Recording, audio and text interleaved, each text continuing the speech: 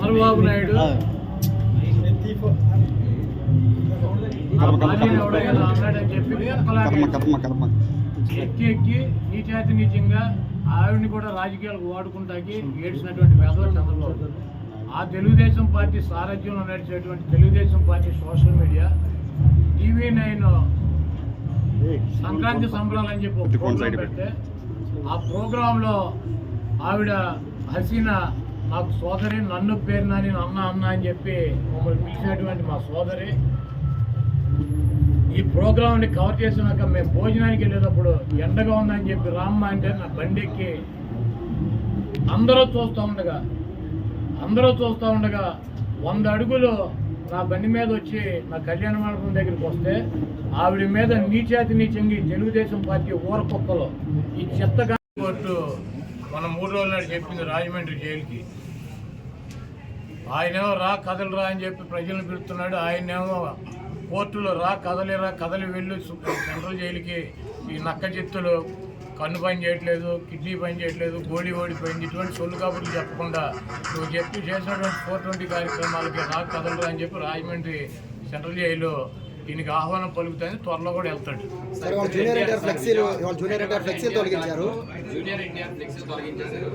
బాలకృష్ణ గారు చెప్తేనే తీసేసామని చెప్పి కూడా చెప్తున్నారు అక్కడ ఎన్టీఆర్ ఘాట్లో హైదరాబాద్. జూనియర్ ఎన్టీఆర్ ఫ్లెక్సీలు తొలగిస్తే ఎవడ తీయమన్నా ఆయన ఊడిపోయిన ఇంటికి అని ఊడిందా? వాళ్ళ నీచమైన బుద్ధి. ఎన్టీ రామారావు పేరు చెప్పి భజన చేసుకునేటువంటి కుటుంబ సభ్యులు ఎన్టీ రామారావుని, పెద్ద ఎన్టీఆర్నేమో చంద్రబాబు కోసం దించారు. జూనియర్ ఎన్టీఆర్నేమో సిగ్గు లేకుండా బాలకృష్ణ మళ్ళీ అల్లుడి కోసం, ఈ లోకేష్ పప్పుగడ్డి కోసం సర్వనాశనం చేసేటువంటి కార్యక్రమం పెట్టుకున్నారు. ఇటువంటి బాలకృష్ణలో ఇటువంటి చంద్రబాబు నాయుడు 1000 మంది వచ్చినా కూడా జూనియర్ ఎన్టీఆర్ ఊడిపోయినటువంటి ఇంటర్ కూడా బేగలేదు.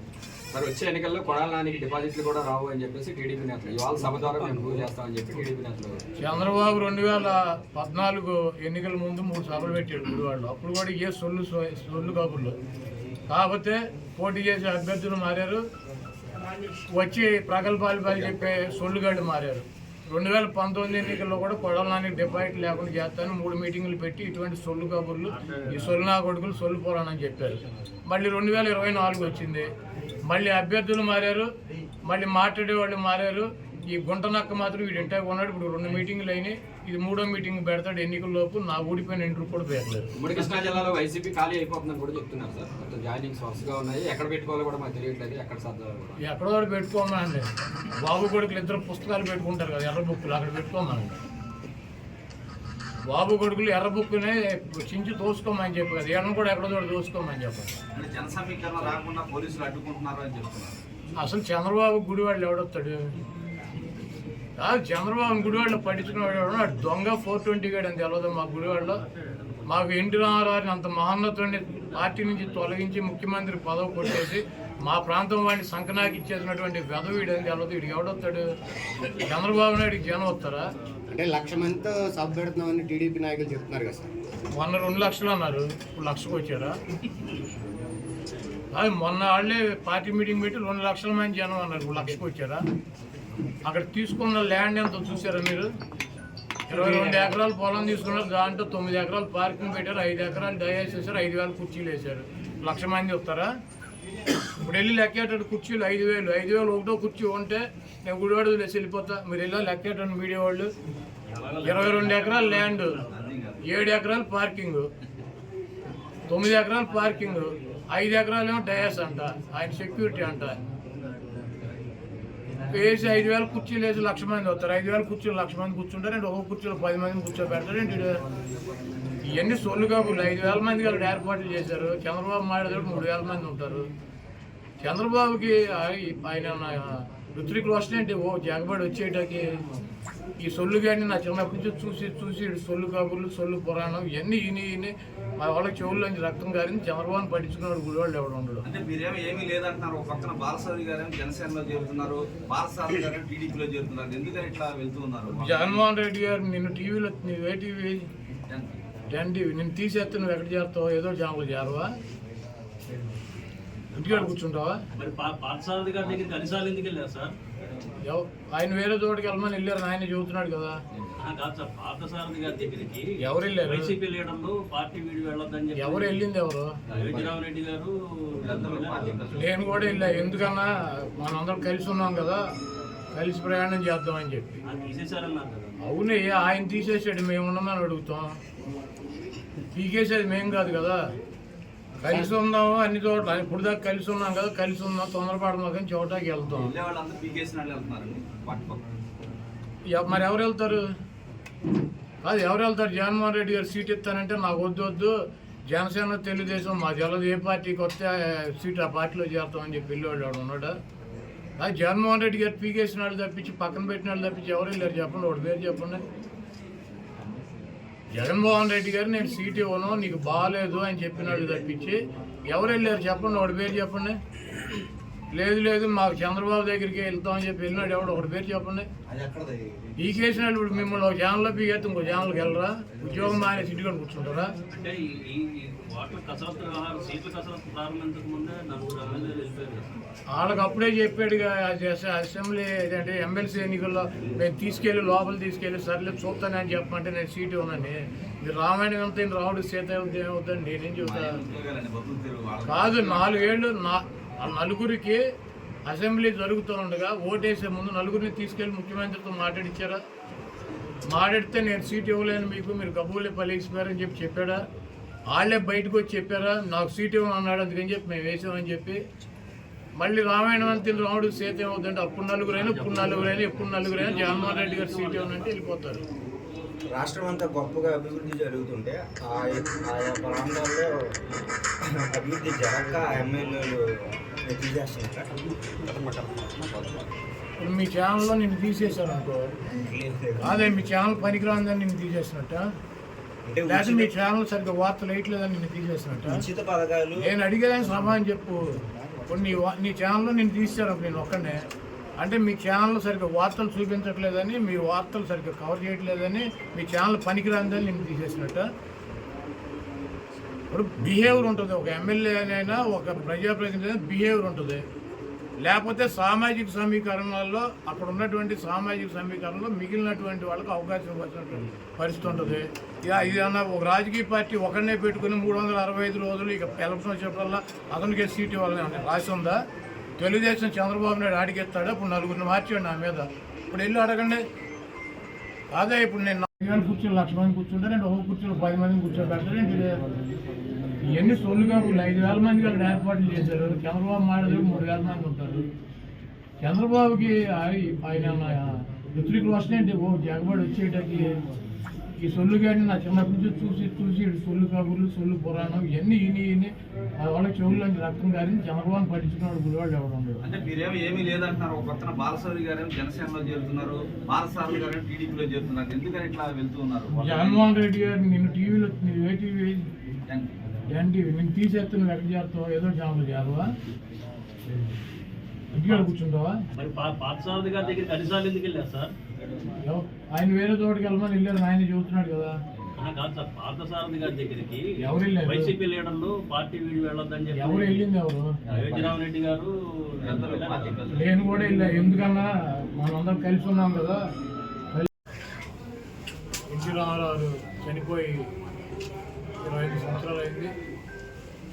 ఆయన 30 సంవత్సరాలు సినీ రంగ పరిశ్రమలో అనేక చిత్రాలు నటించి సినీ రంగ పరిశ్రమలో ఆయన్ని ఉన్నతమైనటువంటి స్థానానికి తీసుకొచ్చినటువంటి, ప్రజలకి మేలు చేయాలని చెప్పి ఒక రాజకీయ పార్టీ స్థాపించి 9 నెలల్లో అధికారంలోకి వచ్చి అనేక సంక్షేమ కార్యక్రమాలు చేసి నమ్ముకున్నటువంటి కుటుంబం చేతిలో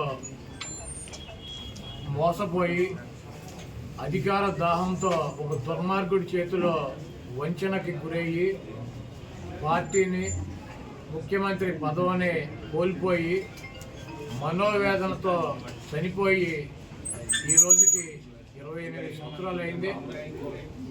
ఎవరైతే ఎన్టీఆర్ పనికిరాడని చెప్పారో, ఎవరైతే ఎన్టీఆర్ దుర్మార్గుడని చెప్పారో, ఎవరైతే ఎన్టీఆర్ని పార్టీ అధ్యక్ష పదవి నుంచి సస్పెండ్ చేసి పక్కన కూర్చోబెట్టారో, ఎవడైతే ఎన్టీఆర్ని ముఖ్యమంత్రి పేరు నుంచి దించి అధికారంలోకి వచ్చాడో వాడే ఆ గజ దొంగే 28 సంవత్సరాలు అయినా కూడా ఎన్టీఆర్ బూట్లు నాకే పరిస్థితి ఎన్టీఆర్ కల్పించాడు. ఇటువంటి దుర్మార్గుల్ని ఈ రాష్ట్ర ప్రజలు గుర్తించాలి. బతుకున్నప్పుడేమో దుర్మార్గుడు అని చెప్పి, ఆయన ముఖ్యమంత్రిగా పార్టీ నాయకుడిగా పనికిరాడని చెప్పి, ఈరోజు సిగ్గు శరము లేకుండా ఎవరైతే ఆయన్ని దించారో అదే కుటుంబ సభ్యులు, అదే వ్యక్తి ఎన్టీ రామారావు గ్రామానికి వచ్చి విగ్రహాలకు దండేయటం, ఎన్టీ రామారావుకి వర్ధంతి చేస్తానని చెప్పటం, ఇటువంటి దుర్మార్గపు ఆలోచనలో పదవి కోసం ఆయన పేరు చెబితే 4 ఓట్లు వస్తాయి అన్నటువంటి ఉద్దేశంతో ఆఖరికి చంపినటువంటి వ్యక్తులే, పదవి నుంచి తొలగించినటువంటి వ్యక్తులే ఆయన పొగుడుతూ కీర్తిస్తూ ఈరోజు తిరుగుతున్నారంటే ఈ రాష్ట్ర ప్రజలు ఇటువంటి వ్యక్తులను ఎటువంటి నక్కజిత్తుల వ్యక్తులు కూడా మన రాష్ట్ర ప్రజలు అర్థం చేసుకుంటారు. ఇటువంటి చంద్రబాబు నాయుడిని ఈ రాష్ట్ర ప్రజలు తెలంగాణలో పూర్తిగా నిర్మూలించారు. ఆంధ్ర రాష్ట్ర ప్రజలు కూడా 2024లో నిర్మించడానికి సిద్ధంగా ఉన్నారు. ఏదేమైనప్పటికీ ఎన్టీ రామారావు లాంటి మహనీయుడు ఆశయాలని ముందుకు తీసుకెళ్లాల్సినటువంటి అవసరం ఉంది కాబట్టి తప్పకుండా ఆయనకి అభిమానిగా 28 సంవత్సరాల నుంచి ప్రతి సంవత్సరం కూడా ఆయన వర్ధంతి జయంతి కార్యక్రమాలు ఇక్కడ పెద్ద ఎత్తున నిర్వహిస్తున్నాం. ఇక ముందు కూడా నిర్వహిస్తాం. ఇటువంటి కుంటనక్కల్ని ఈ రాష్ట్ర ప్రజలు నమ్మొద్దని చెప్పి వారిని తుదముట్టించాలని చెప్పి కోరుతున్నాం. ఓటింగ్ ఉన్న పార్టీ జగన్మోహన్ రెడ్డి గారు కాంగ్రెస్ పార్టీ అధికారంలో ఉండగా, కిరణ్ కుమార్ రెడ్డి గారు ముఖ్యమంత్రిగా ఉండగా, ఈ రాష్ట్రంలో బలంగా కాంగ్రెస్ పార్టీ ఉండగా, కాంగ్రెస్ పార్టీలోంచి వచ్చి జగన్మోహన్ రెడ్డి గారు కాంగ్రెస్ పార్టీ మీద పోటీ చేసి పులివెందల, కడప పార్లమెంట్ అసెంబ్లీ గెలిచారు. ఆ తర్వాత జరిగినటువంటి బై ఎలక్షన్లో పార్లమెంటు కడపలో 20 అసెంబ్లీ సీట్లు పోటీ చేసి కాంగ్రెస్ పార్టీ మీద గెలిచాడు. కాంగ్రెస్ పార్టీ ముఖ్యమంత్రి ఉండగా, కాంగ్రెస్ పార్టీ బలంగా ఉండగా, ఇప్పుడు 1% ఉన్న కాంగ్రెస్ పార్టీ గురించి మీటింగ్ ఏంటి? జగన్మోహన్ రెడ్డి గారు గెలిచింది ఎవరి మీద? కడపలో ఎవరి మీద గెలిచాడు? కాంగ్రెస్ పార్టీ మీద గెలిస్తే తెలుగుదేశానికి డిపాజిట్ పోయింది. అప్పుడు ఏమైంది కాంగ్రెస్ ఓటు?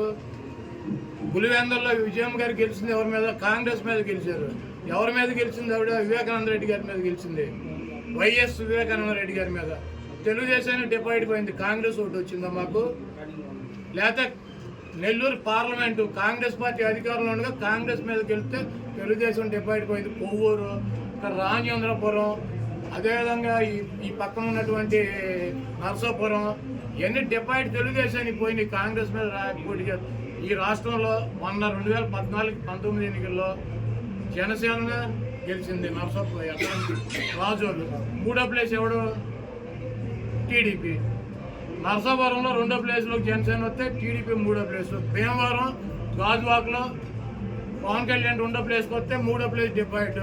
ఈ రాష్ట్రంలో ఏ పార్టీ పుట్టినది, కాంగ్రెస్ కావచ్చు, బీజేపీ కావచ్చు, జనసేన కావచ్చు, ఏ పార్టీ అయినా బలంగా ఫైట్ ఎత్తే 3వ ప్లేస్లోకి వెళ్ళే ముష్టిగాడి చంద్రబాబు.